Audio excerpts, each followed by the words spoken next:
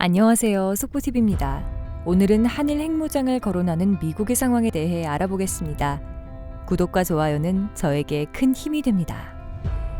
스티븐 비건 미군 국무부 대북특별대표에 이어 미 의회 조사국도 최근 펴낸 보고서에서 한국, 일본의 독자 핵무장론 제기 가능성을 거론했습니다.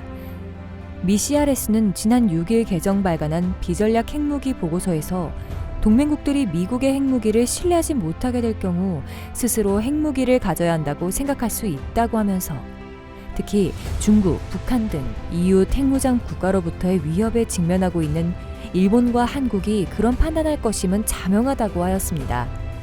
현재 미국은 한국, 일본과 각각 맺은 상호 방위 조약에 따라 두 나라의 핵 우산 등 확산 억지력을 제공하고 있는데 한일 양국이 핵무기를 개발하지 않는 데 따른 일종의 보상 개념으로 다른 나라의 핵 위협으로부터 이들 나라를 보호하는 데 미국의 핵 능력을 이용하고 만일 양국이 핵 공격을 받는다면 미 본토가 공격을 받았을 때와 같은 수준으로 대응토록 한다는 것입니다.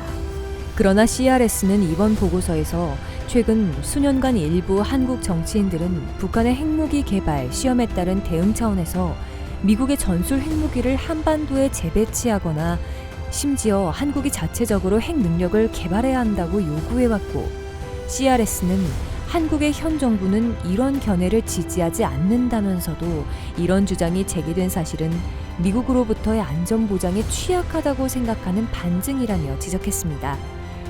실제 북한의 완전한 비핵화를 목표로 했던 북미 간 협상이 최근 이렇다 할 진전 없이 겉돌면서 전문가들 사이에선 미국이 북한을 사실상 핵 보유국으로 받아들이는 상황입니다.